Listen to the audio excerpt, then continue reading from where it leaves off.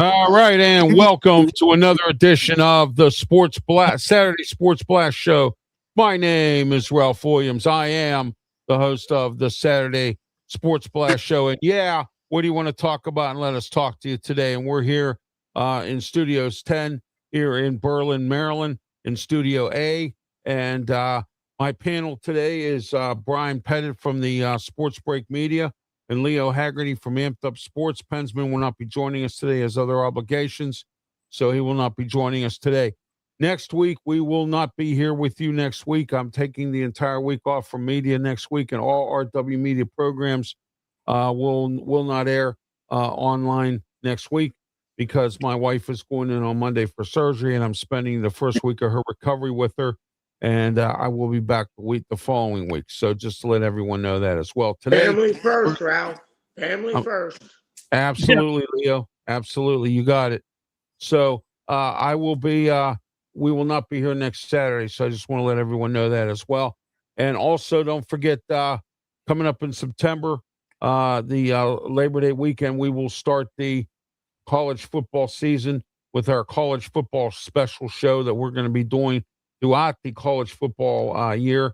We're going to be breaking down games, going through scores, going through different conferences, things like that, breaking it all down for you. And then until everything is satisfied, even into the bowl season, then we'll get back into the Saturday Sports Blast Show, just like we did last year. So just to let everyone know that coming up as our summer's winding down here and football season is getting started.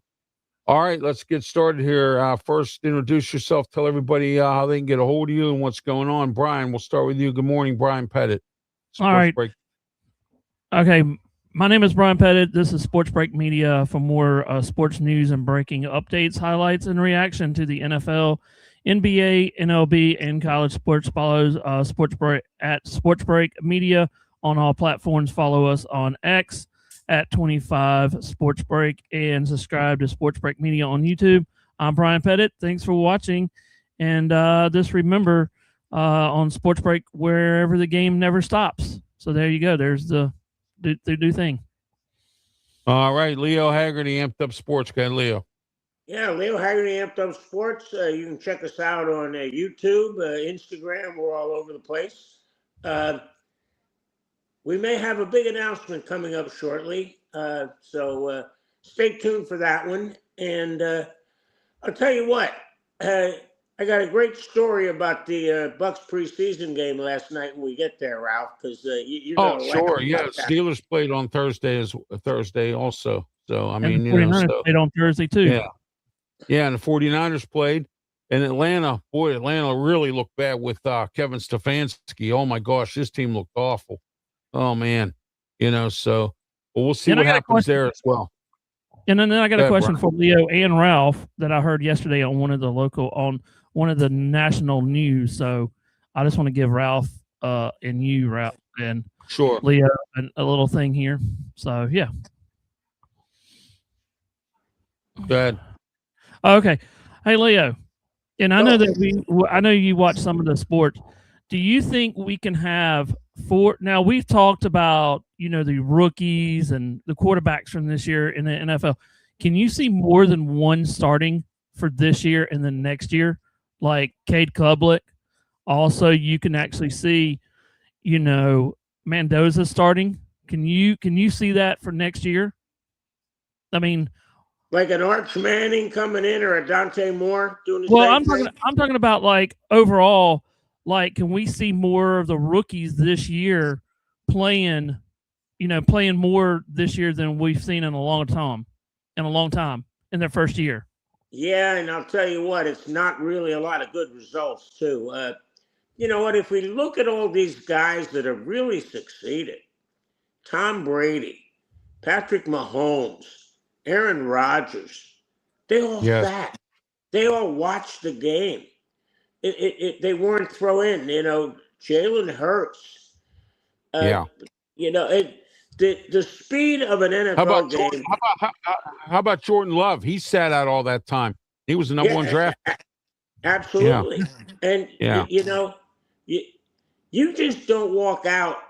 And I still think Steve Spurrier did such a disservice when he brought that one kid from Tennessee in, and he never recovered. You know, that may be the case down in Tennessee, that, you know, it's such a bad first year that he may not recover. I'll tell you what, New England's got a problem up there with Drake May after the way he just, because of the way that team was set up, he was annihilated in the Super Bowl. That's going to leave marks. Yeah. And you know, hey, not ready for that.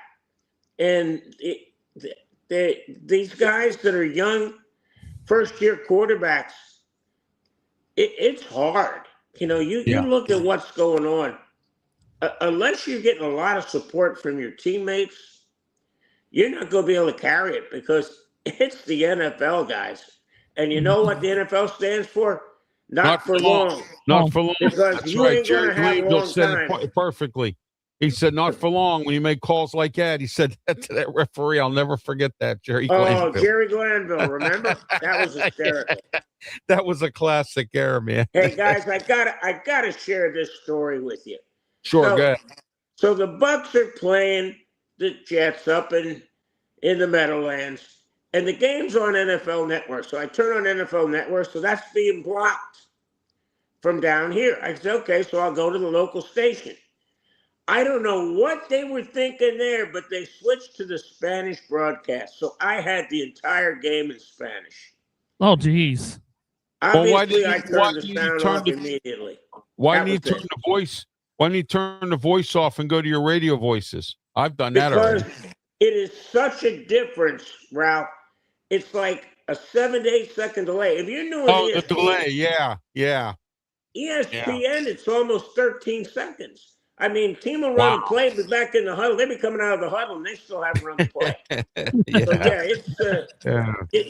And then coming off of NFL Network, you have no idea how long that's going to be. So crazy. Oh yeah, absolutely. And I have Comcast, and we just got NFL Network back in time because supposedly there was a contract squabble, and I'm so happy that we got them back, and you know, that's always great news. So, all right, let's get started with our show here today. We're going to dissect the AFC South. Today, I have some news about the UFL real quick here. The UFL has issued an apology to the St. Louis Battlehawks because of their lower attendance record this year, although they still hold the record for most attendance, and for low investment in the St. Louis market. And this is reported by Fox 2 Now, who said the UFL says it plans to put more money and manpower behind the St. Louis Battlehawks next season after attendance at one of its strongest markets took a sharp decline for the 2026 season. Guys, this is a sad note here because the Battlehawks were selling games out like crazy up until this year. What can we blame this on? The product? We blame it on the economy. There's numerous factors here that caused this attendance decline in St. Louis with the UFL. We'll start with you, Leo. Go ahead. You know, there are so many different variables here, and I don't think you can limit it down to one. The time you're playing the games, the days you're playing the games, the competition, you just don't know what's causing that. But the bottom line is, if you win, they will come. That's always been the mantra, no matter what. And that's a huge thing. And I don't know what the answer is there, because St. Louis has always supported the Battlehawks. Yeah. Oh yeah. They've sold out games. They've broken every attendance record. We spoke about a week or two ago about Birmingham. What happened there? I mean, you would have thought Birmingham would have really drew a lot of these fans. Is the UFL declining, Brian? That's what I want to know. Do you think that this is a declining league, or do you think they're going to continue the way they are, or do you think it's just the economy? What are your thoughts on this decline in attendance at these games? I think it's all in one. I think it's all in one system. I think they're low budgeted and everything. Nobody's watching them really. I mean, you don't have the big names in there. you just have like the mediocre guys that are playing, and I think this could be turning away from UFL. You know what I'm, you know, Right. it's Right. it's kind Yeah. of like Oh, exactly. it's kind of like everything else, like the XFL, all that, in all one. I think it's going to be crazy. You know what, guys? I think the biggest problem is they're renters. They're not owners. When the season's over, they shut down. They're not around anymore. There's nothing that comes out in the media. It's strictly an in-season league. So all of a sudden, Yeah. there's Yeah, nothing exactly. happening. They're not doing remotes with players' places. And No. you're a renter. You're not an owner. And that's not good. Yeah. No, it's And not. You're right about Leo, and you make an interesting point with that. The fact that the NFL does a 365. There's always something with the NFL, Leo, with all the teams, and everybody gets into it. And that's what the UFL does not do. Their season is from point A to point B, and then what happens is they end up drifting away, like you said, and they have nothing going on. You know what I mean? At all. And they have to come up with a new marketing strategy in order for this league to survive. And they can't go into cities that already have NFL teams. That's another story too. But that's And you know what? They need to make sure they don't go into cities that have huge college teams as well. I mean, yes, exactly. This won't play in Tuscaloosa. This won't play in Baton Rouge. Baton Rouge, right? You got to find Omaha, places. Nebraska, or something like that. Yeah, exactly. Yeah, Omaha would be perfect. I mean, you just and again, set reasonable expectations, right? Let's see if we can grow 10% this year and then 10% next year. Let's not think we can go for 50% from year 1 to year 2, unless you got something that really is marketable. Right now, they don't, and they need to have a survival mentality right now. Let's get through the next 2 or 3 years. TV wants us there, so let's find a way to get there. Yeah, they keep saying they're going to put a team in Canton, Ohio at the Hall of Fame and all that other stuff. That hasn't happened, and a lot of different things. They have to live up to their promises. They also have to, do some better marketing. They have to think outside the box a little bit with a couple of things. And, so in order for them to survive. Brian, any final thoughts before we move on to our next topic? No, and I think it's a lot of money too. I mean, you look at it, there's not a lot of not a lot of fan bases, because when you look around some of the league, some of the areas, you don't see that name out there like, some of the names out there, because they don't advertise it a lot. And you have to find guys, have you ever seen a person walking around with a UFL shirt of any team? No. End of story. No. Right well, there. I'll tell you what, up here where I live here, I have seen Birmingham. I've seen some Birmingham shirts, but I haven't seen anything else. So, but and I know people who still have Maulers shirts from when the Pittsburgh Maulers were around. Yeah. So on both the purple and the black and gold. So, but I haven't seen anybody with a DC Defender shirt on down here. I mean, I live in Maryland, I don't see anybody with a DC Defender shirt on, but I have seen some people with Birmingham shirts, Birmingham Stallions, so if that's the team. And Todd Haley, who's the head coach in Columbus, he lives around here as well. So, I mean, he promotes Columbus. He's been on the boardwalk and all that, but, that's as far as I know. But I don't see anything else. So you're right. The promotion, marketing, it takes a lot to get this going. All right, guys, let's dissect these exhibition games our teams all played. Brian, San Francisco, Leo's Tampa Bay Buccaneers, and myself, the Pittsburgh Steelers, with our new coach, Mike McCarthy. So we'll go with Leo first. Tampa Bay Buccaneers, go ahead. Todd Bowles. Yeah, the Buccaneers beat the Jets last night. It's hard to get into it. Now, one of the Bucks, who's from Jersey, intercepted a pass and pick six all the way back. And I'm thinking, that kid just locked his position somewhere on an NFL roster. It may not be in Tampa, but he just put on film something that all 31 other teams are going to say, okay, I want to look at this kid. So, yeah. And again, we're looking at guys that may not even make the roster.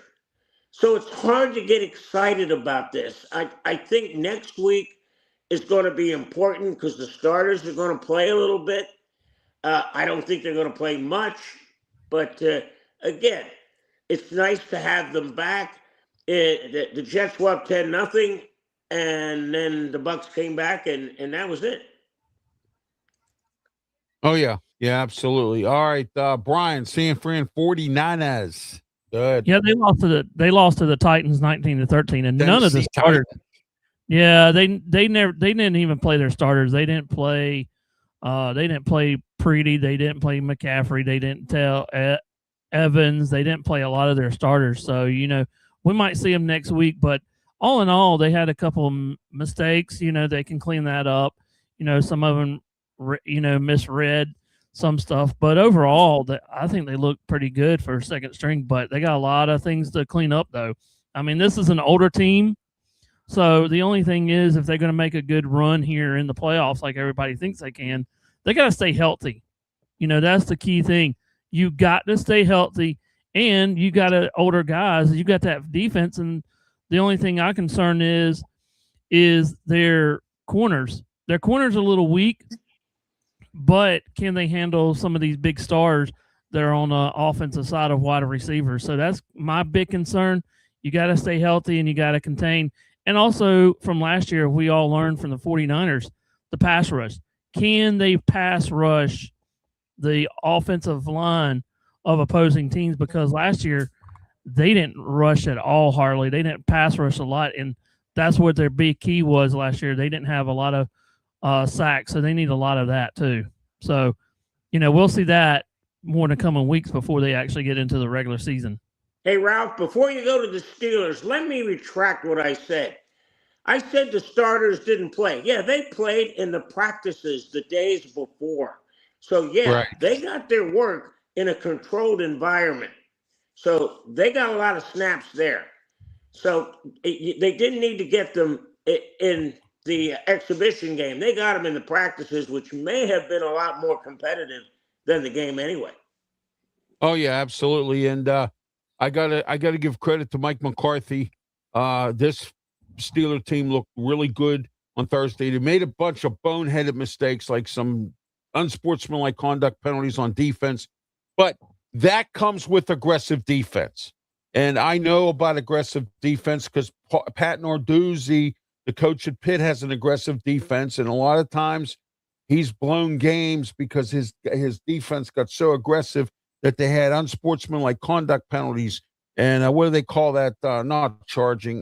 What do they call that? Unnecessary roughness. Yeah, that and there's that.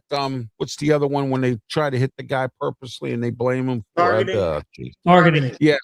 Yeah, targeting. Right. Yeah. It didn't go that far, but there were several unsportsmanlike conduct penalties that has to be cleaned up. But thank goodness it was preseason. I like what I saw. I like the spread offense that he has, West Coast offense. I like the aggressiveness of the defense.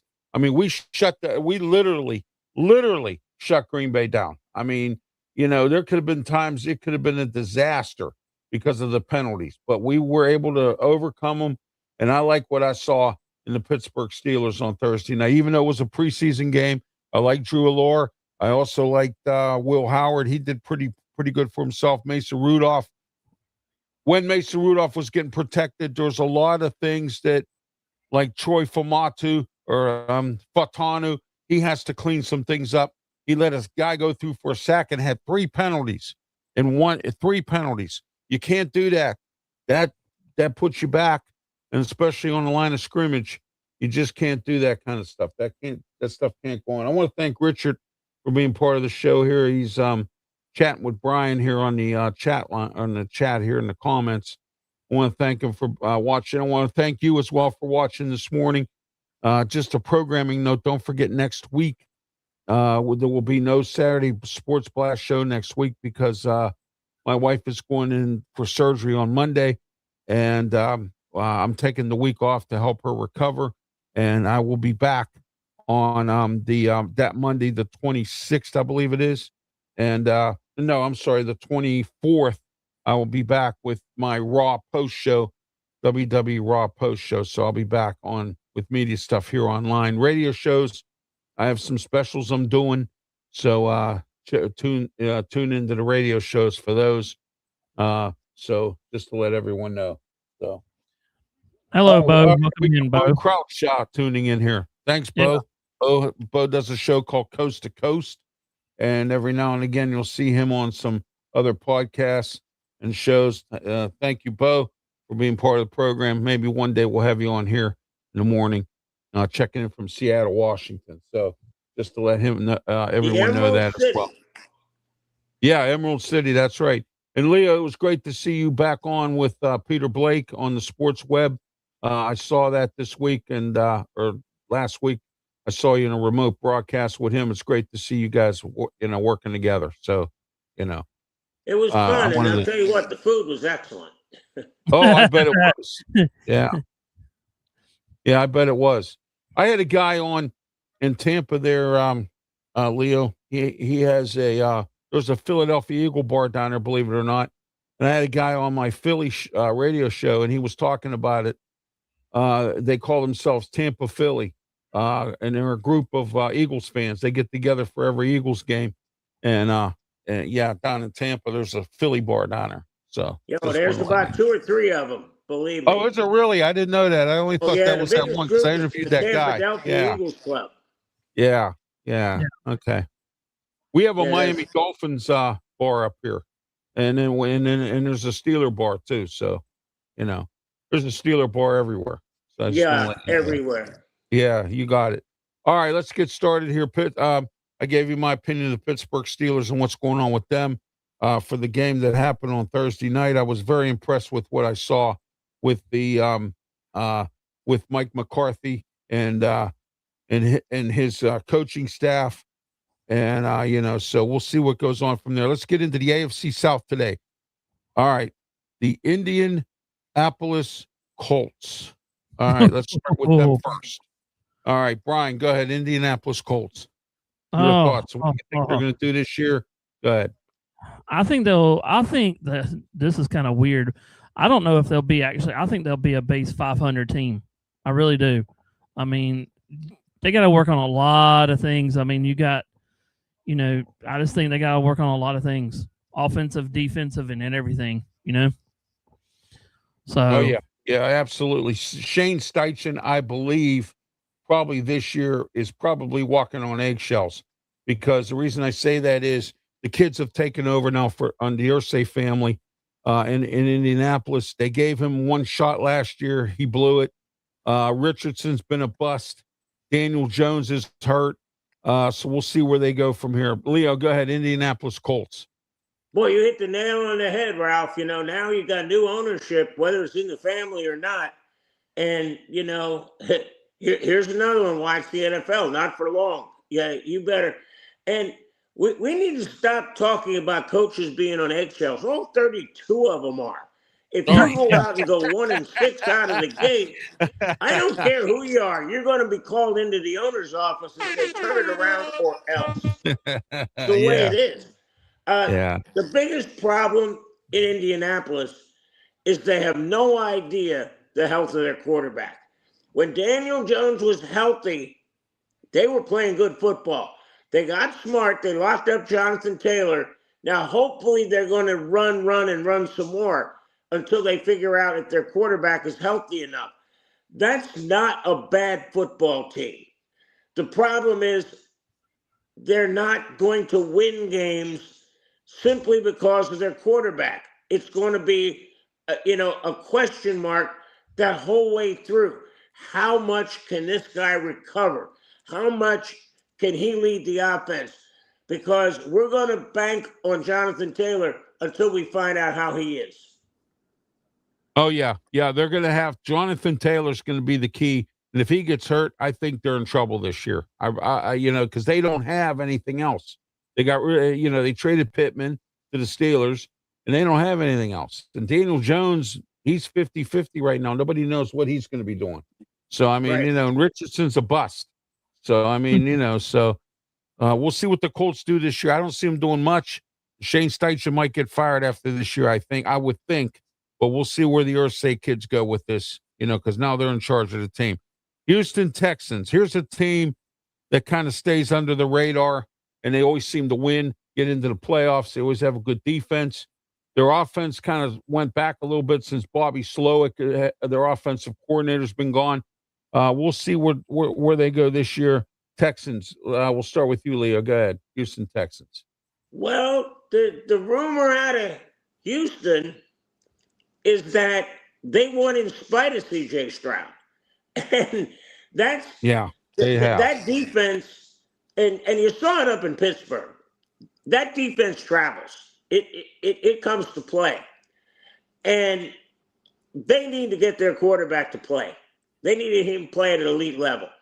Yeah, they do. Yeah. The biggest thing is that by not being that elite level, it puts more pressure on your defense. Yes, it does. Then if they make a mistake or if they get behind, they can't make up for it. So they are going to need that quarterback play from C.J. Stroud.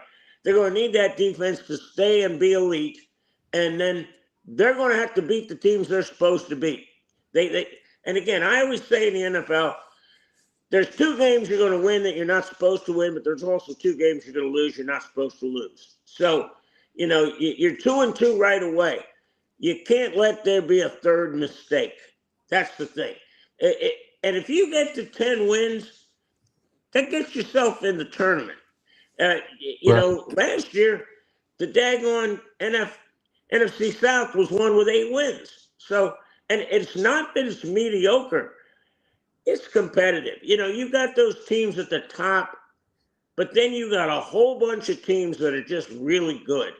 And they're going to have a lot of variables that they need to solve week in and week out. And Houston is one of them. Thank you, Richard, for the kind words. Much appreciated. Thank you as well. I appreciate it. All the prayers and all the kind words everyone's been sending out for my wife for her surgery on Monday. Thank you. I appreciate that. All right. Brian, go ahead. Your thoughts on the Houston Texans. I think the Houston Texans can make a run here with Jacksonville. So I think they can, make things happen, but they got to win. That's the only key thing is you got to win. You got to win to get into the playoffs, and then you got to make a good run. But I think they can make a good run because they're one of the top contenders right now that can actually go to the Super Bowl. So I've heard that multiple times, but we'll see. Yeah, but see, here's the problem, guys. And, like Leo said, they're too one-dimensional. Their defense, their offense has to carry some of this load. And let me say this, New England last year, it's better to be lucky than good because they got lucky a lot last year. Time. They got big-time lucky. And Leo's agreeing with me on this one. They got severely lucky last year and ended up in the Super Bowl and some games that they should have lost, okay? And Houston has to have that same mentality because if they don't, they're not going to make it this year. I just don't see it happening. There has to be a balance here. You can't have your defense carrying your football team. That's why they were not successful in the playoffs when they moved on. Of course, they beat the Steelers because that happens every time. But I mean, with the when Mike Tomlin was the head coach. All right, Tennessee Titans. Then we'll get into Jacksonville. Tennessee Titans, new coach, Robert Saleh, Brian DeBoer, offensive coordinator, Cam Ward, second year. Where do we go from here, guys? Brian, start with you. Go. Tennessee Titans. I think Cam Ward will actually do a pretty good job. We've seen it, on Thursday. I think this team actually can do better than a 3-14 from last year, but still they could. I think it would, for what I think is, it could be Houston, Jacksonville, Tennessee Titans, and then the Colts. That's how I got it, kind of a deal. But they got to get over the hump, though. They got to get over the hump. If they're going to make a good play, if they're going to actually do better, then let's see if they can get above 500. I love to see them get above 500. It could be the last place. So we'll have to see what they got. They got to start making. Okay. I'll tell you what, guys, we might have time to even indulge into the AFC East. I think we might be able to get into that today. We have enough time here in the show. I believe we do, because we're going through this real quick here. Okay, Jacksonville I'm sorry, Leo. Go ahead. I need your thoughts on the Tennessee Titans. So sorry. Go ahead. Brian, I'm going to disagree with you a little bit. Getting to 500 is an unexpected and unrealistic expectation. Here's what they need to do.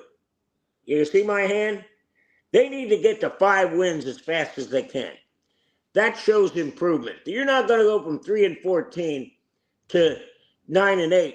Now, everybody said, well, look at the New England Patriots. The Patriots had the easiest schedule, and God was smiling on them, except, guess what? Yeah. Jesus had the Patriots in the Super Bowl, but God the Father had Seattle, and guess who trumped who? That was terrible. Exactly. But I'll tell you what, Tennessee, let's find a way to get a handful of wins and maybe add into that. But the goal, everybody says let's win them all. Let's get to respectability, and respectability is going to be getting as close to 500 as you can. You're not going to win that division. It's just not going to happen. No, unless you get lucky. I mean, something has to go in your favor, but I just don't see Tennessee doing much this year at all, because even though they have a new coach, Robert Saleh is his second stint as a head coach. He's got Brian DeBose as offensive coordinator. He's got, let's see what Cam Ward does in his second year here. Now the ship is his. The team is his to run. All right, Brian, go ahead. I already did mine. Oh, sorry, I already got to you. Sorry. Yeah. All right. Next, Jacksonville Jaguars. Liam Cohen, year number 2. Will he be miraculous as he was in year number 1? Let's start with you, Brian. Go ahead. Jacksonville Jaguars. This team can make a deep run and maybe get to the deep end of the playoffs, because you got Trevor Lawrence. We've talked about it. I think that Trevor might have another exploding year, but they got to get the running game going, and they got to get, they got Travis Hunter now back. Yeah. So let's see what he can do now. And they lost to Dente too, did they? Or DT or whatever his name is. Yeah, they lost him. Yeah. But let's see what they could do. You don't have to depend on Trevor Lawrence. Let's see if he can actually, you got a 1-2 running back. Let's see if they can run the ball. And now you got Travis Hunter. I wouldn't put him at a corner. I would just put him at wide receiver, because that's kind of thrown back in the woodshed now that he's going to be a defensive corner, Yeah, you know what I'm saying, exactly. Though. Yeah, it's back there where, but you never know what he's going to do. But I wouldn't right now. Just let him concentrate on being a wide receiver. That way he doesn't get hurt a lot. Exactly. Leo, go ahead. Jacksonville Jags. It's all going to depend on how 16 plays, like Brian said. Now, we had the chance to watch Trevor Lawrence mode 1 up at Clemson. And I mean, the guy had a great career up there. When he came into the NFL, think about this now. The guy that drafted him as the number 1 pick, he doesn't even last 5 games. And now he's into a whole nother dynamic. So nobody expected him to start real well just because of the way things went down. Now, with Liam Cohen, he's got a guy who is going to basically set parameters for Lawrence. Okay, here's what you need to do. We're going to do this, and this. You need to do this, and this for us to be successful. I think the key to this team is defense. Offense sells tickets, defense wins championships. I agree with Brian. They can make a deep run. They can get there. They got that home playoff game. The problem is they played Buffalo. And everybody wants to see Josh Allen finally get, that Super Bowl ring. But Jacksonville has a big disadvantage. They always play 2 games across the pond. It helps that you get to stay there, so they usually go 1-1. If they can go 2-0 over there, this is a team that could win 11, 12, 13 games. Yeah. That could be more. All right, guys. Let's get into Hey, Ralph. I want to get your thoughts before we go to the West. real quick. I want to get we're Leo's. going to the Oh. East here. Oh, And okay. then we're done with the AFC. So Oh, okay. I want to get your thoughts on this, Ralph and Leo, because it was mentioned this week about the jersey kind of a thing. Leo, what's your thoughts on the whole entire jersey thing about what's going on, at LSU and everything? Because I want to get your thing on this since, Rumor has it that it started with his mom. In fact, my two photographers, Bill Smith and Kelly Champion, they cover LSU completely. That's their gig for the last 7 years. And the biggest problem is there's precedent. Nobody wore 9 since Joe Burrow left. Why did they go number 5? And again, how about somebody just standing up and saying, no, you can't have 5. Pick another number. Well, I want 5. What part of no do you not understand? That's the biggest problem. These kids now, and that's because of the NIL, because of this, they're holding a lot of power because if they get mad, they're going to take their ball and go home and go someplace else. This is unsustainable completely. Yeah. And the NCAA either needs to get control of this, or these football powers, whether there's 40, 50, 60 of them, need to just break away, make Nick Saban the commissioner, and say, here's what we're going to do. And if you get in trouble, we're going to do something about it. Right now, there's no rules. It's the Wild West. Oh, well, it's been like that, yes. What I think about it is, it is kind of a mess. I told Ralph about it, about the LSU guy and the Washington quarterback Daniels the other day. I think it's just one of those things where Joe Burrow and Daniels' jersey has not been really into the thing because that was under old revenge, under old staff. You just can't go out there and say, hey, Old Leo, regime, old regime. I just can't promise Leo, hey, Leo, you did all this. I'm going to put your name in the thing. And also, they have a new whole entire department area too, I mean, when, let's say, and I'll take this back to this too.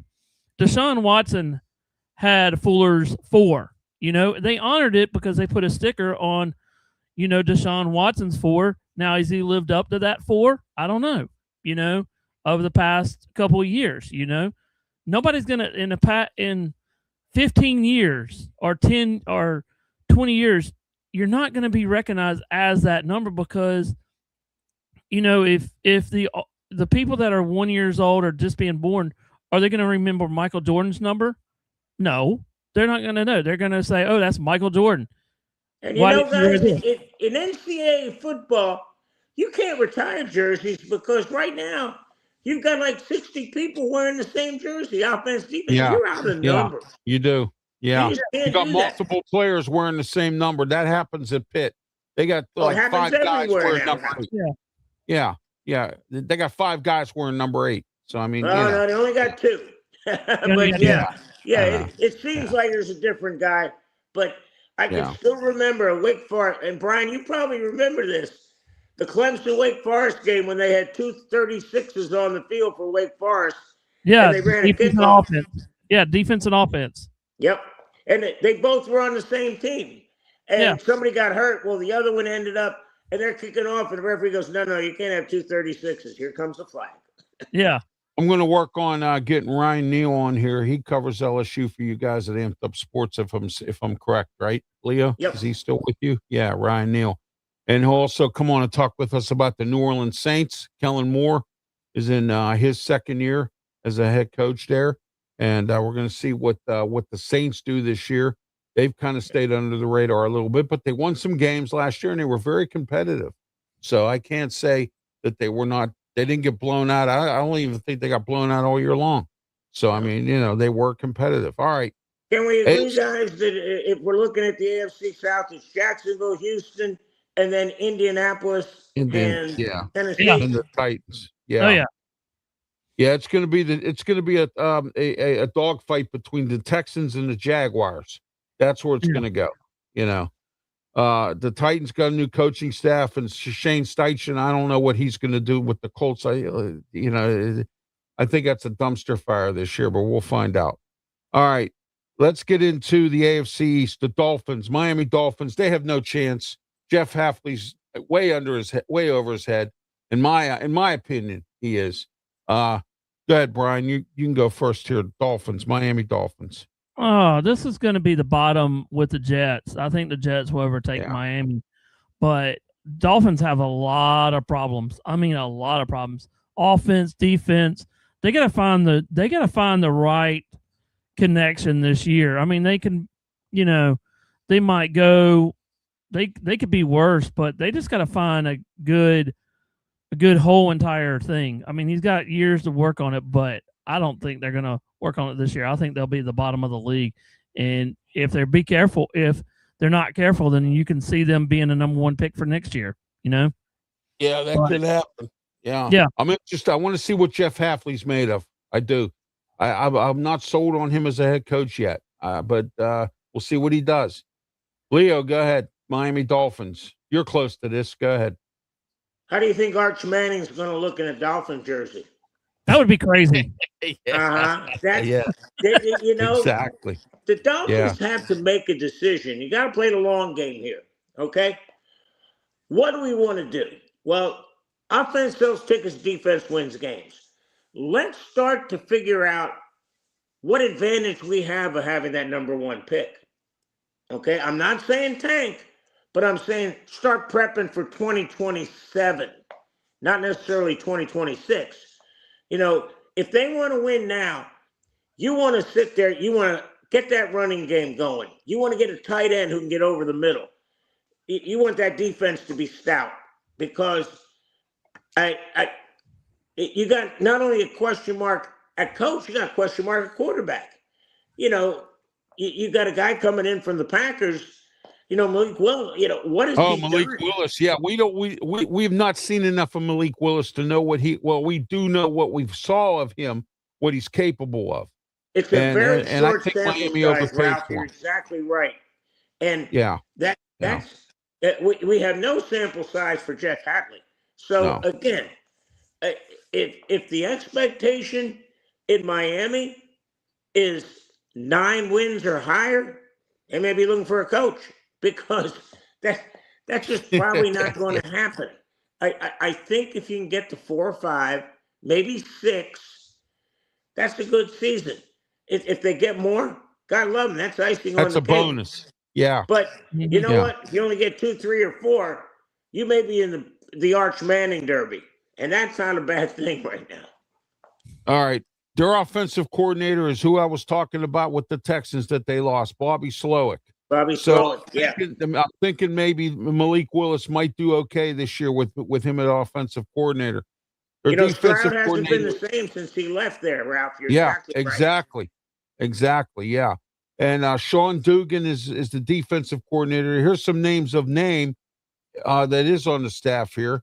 How about Liddell Betts is their running backs coach, Liddell Betts. So, we'll see where that goes. Tal Tolbert is a wide receivers coach. Ron Middleton, he's got a pretty good staff there, but, that don't always lead to wins. We're going to find out what happens, but he's got a pretty good staff guys, here. We all know it ain't about the X's and O's. It's about the Jimmies and Joes. Yep, exactly. That's right. Exactly. Hey, Ralph, before we go on real quick, Brian, who's going to line up under center for the Tigers down in Bayou country? Any idea yet? Well, you remember we talked about that months ago. I said, keep your head on the table. Yeah, we did. Yeah, and nobody reported it, and now all of a sudden it's, could it be Vizina, or could it be Robertson or Trent, whatever that thing is. But we could see really, because I'll tell you this, Leo and Ralph, they're not saying, they're actually being hushed because their depth chart's not out. We're bad, we're not good, we're terrible, but yet they're keeping everything in house. I mean, they've closed practice to everything now. They're forcing LSU to prepare for everybody. Yeah. I mean, they're not seeing anything. But we'll see. That's going to be an interesting game, LSU versus Clemson. I'm interested to see what Dabo Swinney versus Lane Kiffin what that does. You know what I mean? That's going to be a really good game, you know? Oh yeah. So, oh, all right, let's move on here. The New York Jets. Oh my. Oh, I got to sound the alarm. Sound the alarm. Oh, they got Geno Smith as their starting quarterback. And So we're now going to he's find out hurt. what happens up there. Huh? Well. I want to go on this one. If Go ahead. Geno Smith, this is funny. If Geno Smith doesn't do good in 5 games, let's say that he's turning the ball over, could we see Leo and Ralph? Could we see Cade Klubnik as quarterback or Cook be quarterback for the Jets this year? You know, could Well, I'll we tell see you the, what, Brian, here's the scary thing. If you're the Jets, Yeah. you've got enough draft capital that if you finish first, you don't need it. If you finish second or third, you can move up to get that quarterback. Yeah. If Geno Smith gets pulled, the chances, I don't think you want to put either one of those guys in, only because say they turn this thing around and they win 6-7 games. Yeah. Now, what are you going to do? You don't have that first pick. I think they're going to stay with Geno the entire season and hope they end up with 2, 3, 4, 5 wins. And they can get that first pick and get that quarterback that they want to stay on the roster. I think it's a risk reward for putting him down and putting in your backup, because if that backup plays well, look out. Yeah. Because now, let's say he comes in and they win 9 games. Oops. Now what do you do? Well, Leo, I was going to say this. Let's say if Geno Smith gets hurt, let's say that's a whole different animal now, Brian. You're exactly right. Well, let's say they go, let's say there's 6 games into the season and they are 1-5. Okay. Geno gets hit, gets hurt, and Cade comes in or Cook comes in, and then they rattle off.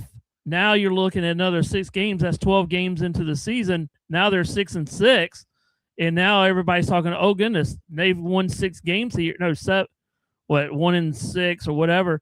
But now you're talking above 500, and then they win a couple of here, a couple of there. They can look at being almost basically 500, at the end of the season. Now what do you do?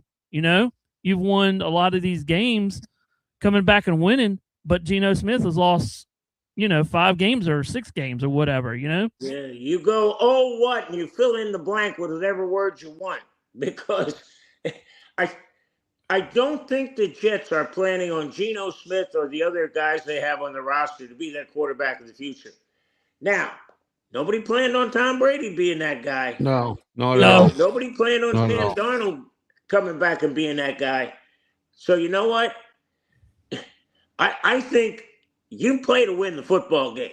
That's Herman Edwards. In fact, that line is on the San Diego State elevator as you're walking into the athletic department. And you know what? I think the Jets, let's play to win the game, because think about this last year. They go 17 games and don't get an interception. You have to try to do that. How can you not get an interception in 17 games? That's insanity. You have to create turnovers when you're on defense, Yeah. Leo, and Right. yeah.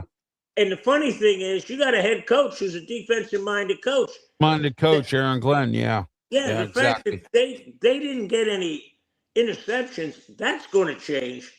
They're going to get some this year.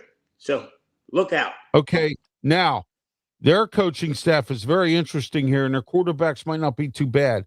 Their offensive coordinator is I call him a liar because he said he was never coaching again after he left Stanford. Frank Reich is their offensive coordinator. Okay. So he lied. He told everybody he was done. He was retiring, but they must be paying him a lot He of didn't money. lie to him, Ralph. He said he was retiring from college football. College. Okay. Yeah. Well, guess who their quarterbacks coach is? This is a familiar name for you, Leo. Bill Musgrave. Remember him? Oh, yeah. Coached at Florida and a couple other teams. Yeah. Yep. He's their quarterbacks coach. their tight ends coach Alfredo Roberts, formerly of Pitt, is one of their tight ends coach. Now, here this gets interesting. Their defensive line coach is formerly from the Steelers as well, and Tomlin's staff, Carl Dunbar, is their defensive line coach. So they've got some interesting coaches there on offense as well. Frank Reich's, we'll see where he goes with this, and Bill Musgrave is a really good coach when it comes to quarterbacks. So, I mean, so we'll see how far the Jets go this year. Buff Bills, new coach, Joe Brady. Brian, we'll start with you. Go ahead. With the new coaching staff, new stadium, they got to win. They got to do something this year. They got to win. They have to win a lot, So I think they can make in this league. The AFC is going to be tough coming out of it. The big storylines can Josh Allen win the Super Bowl this year under also a new era under Joe Brady. DJ Moore changing the offense. Defense needs to improve. It's a whole bunch. And, I think they can go 11-6 years and make the playoffs. And hopefully they can be a high Super Bowl potential. That's what I think about it. But can we do it? They have to win this year, Brian, with this, and Leo.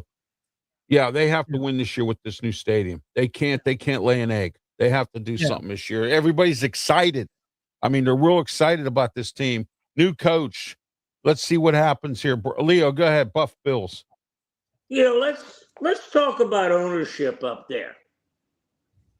You just fired a head coach that have got you to the playoffs, 7 straight years, won you home games, been that close to getting to the Super Bowl. You just fired him. You're telling Joe Brady it's Super Bowl or bust. You need to get there. And that's going to be a lot of pressure. But I'll tell you what, the stars are aligned in Buffalo. New stadium, new staff, a new expectation of what's going on in Buffalo. I think they're going to step up and they're going to win that division. Probably with 11 or 12 wins, maybe 13. But I think they're going to just be at the top the whole way, and people are going to try to catch him. But the question is, how far can he go in the second season? Because that's what got Sean McDermott. He got fired because he couldn't win in the playoffs. So getting to the playoffs is an expectation. Winning in the playoffs is what needs to happen in Buffalo. Yep. And Leo and Ralph. Oh yeah, absolutely. Can the curse be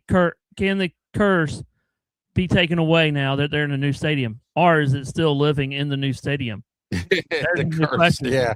They have some kind of curse, man. They blew 4 Super Bowls. So, So can the curse be uncursed in Buffalo? With their new stadium. Yeah, there you go. I don't know if you saw the. Here we go. The documentary they did with Peyton Manning and Josh Allen, standing at Niagara Falls and throwing stuff in a barrel and throwing it over the falls to get rid of the curse. That was hysterical. Oh man, yeah, they got to do something. All right, New England Patriots, Loverboy, Mike Vrabel and the gang here.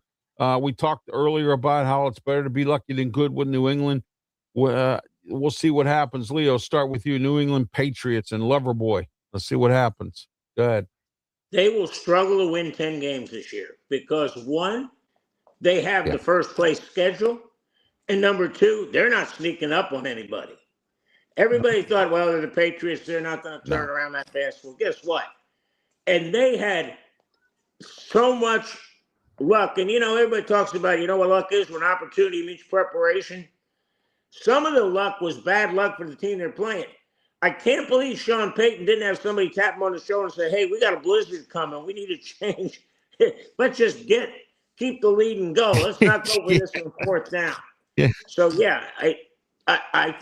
I think they're going to struggle to win 9 games because Drake May is going to find out what it's like to have people coming at him in droves because Seattle laid the playbook for how to beat the Patriots. That offensive line, make them work. Get to one-on-ones, beat them, and then hit the quarterback often. I don't think they're going to be that lucky this year, Leo. I agree with you 100%. I don't think they're going to be that lucky this year like they were last year. And with this distraction with Mike Vrabel, that doesn't help. And then you got that you got Josh McDaniel, who he's got an arrogant attitude. So we'll see where this team goes this year. All right, go ahead, Brian. They'll finish second from default because they're going to finish ahead of Miami and the Jets just because of how bad they are. Yeah, exactly. Go ahead, Brian. The storylines for this year for the New England Patriots, can Drake May to be the biggest question? A.J. Brown arrives, adding Brown gives Mayo another big major weapon.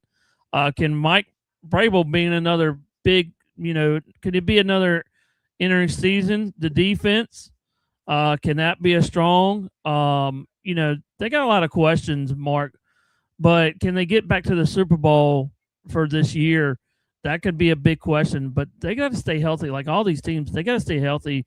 Any of the NFL teams, you got to stay healthy to make a big run in the playoffs and maybe the Super Bowl. You just can't be, in this AFC, if you took the top 5 teams, you can't even rank them as you got the Chiefs in here. You got other teams that you got the Bills, you got Jacksonville. This is going to be a hard conference to actually come out of when the playoffs begin, so you never know who's actually going to win this AFC, Yeah, there's 3 teams in the West. Yeah, you mean the East here. Yeah. You got the Chiefs, the Chargers, and the Broncos all in the West, and I think are better than New England right now. Yeah. They've improved this year. The Chargers have Mike McDaniel as their offensive coordinator. Justin Herbert should thrive this year. So, I mean, and then you've got several other. It's going to be competitive this year. And I don't know in this division, like you said, Leo, New England could possibly by default end up winning that division. You know what I mean? If they get lucky again. So we'll see. They could be another Carolina and be 8-9 and get into the playoffs. You know what I mean? That kind of thing. So, all right, guys, closing remarks, and then we're going to wrap it up here. We'll start with you, Leo. Go ahead. Tell everybody they can get a hold of you and what you're up to. Go ahead. Yeah, go to YouTube. Check us out at Amped Up Sports there. The Bucks come home. They're going to play the Chiefs this coming week. USF is starting week 3 of the training camp. The Rays, Penn's been in and on because the Rays are still in first place, guys. The Yankees are looking up at a team that has a payroll that is minuscule compared to theirs. And the Lightning, they come back in September for training camp. So it's starting ready to heat up, fellas, in Tampa. Yep. All right. Hey, you're right about that. You can't deny that as well. Go ahead, Brian. Your closing remarks and tell everybody they can get a hold of you. Go ahead. Yeah. My name is Brian Pettit. This is Sports Break Media. You can find me on some of the, Sports Break Media on all platforms, even on X at 25 Sports Break, and subscribe to Sports Break Media on YouTube. And also, I just want to send a shout out. How about the Cubs are getting better now, and they're putting a little damper on the Brewers right now, but they're only 3 games back now, so they're the hottest team right now in the major leagues, and they can make a good playoff run, what I've heard from the past. So we'll see. Go Cubs. It looked like Greg Counsell was on eggshells at the beginning of the season. It looked like Cubs were going to lose, but now they're starting to pick it up, and playoff time's coming up, and I think they might just make it because the Pirates aren't doing anything, and the rest of the teams in that division, other than Milwaukee, that's their only competition right now. So we'll see where they go, the Cubs. And I want to add in this, the game that they had at the Field of Dreams, that was awesome how they did that and everything. I agree. They should play that. They should play actually 2 games there or something. But I think they need to play at least a couple of games there, Field of Dreams, because that was spectacular coming out of the corn. You know, that's one of those biggest. That's actually a big movie of mine. I love the Field of Dreams, and I wish I could go there one time just to experience. You know, just to go there and see what it's all about. You know, but they do a lot of good work. Actually. Brian, I agree with you. They got to play at least one there every year. Yeah, exactly. All right, guys. My name is Ralph Williams. I am I have RW Media Productions. I have shows here on my Facebook page, my YouTube channel. Don't forget to like and subscribe to all of our channels. And also, we're on Twitch, Twitter X, and the Kick Network. We're simulcasted today on Sports Break Media. And also, don't forget this afternoon, as part of the Saturday of Ralph, every single Saturday this afternoon, 2 to 3 p.m., Sports Corner Radio Show on AM 1250 The Answer and 92.5 on the FM dial.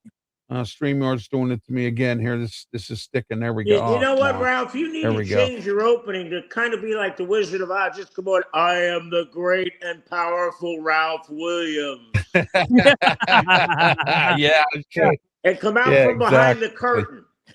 with the smoke and there you go. You know, with everything like everybody. Yeah. Oh yeah, I would love to do. There it is, every Saturday, 2 to 3 p.m. Sports Corner Radio Show with me, Ralph Williams, Smoking Jim Frazier, Claudia Rosano, Luther Dupree. Don't forget to look at the ticker tape at the bottom. We have sponsorship advertising available, and all your comments, Ralph Williams 737 at gmail.com. And also, don't forget my website, www.rwmediaproductions.com.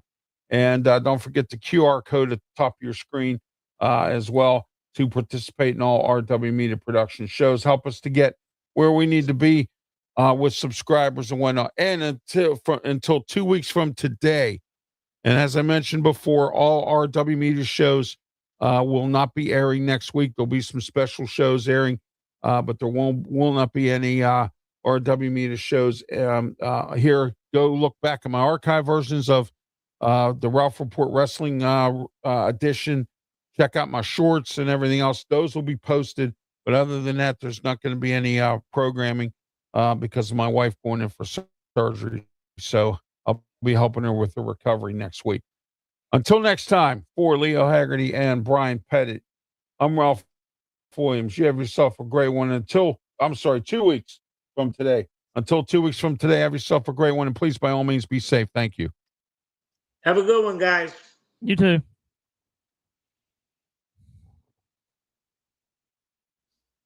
Yeah.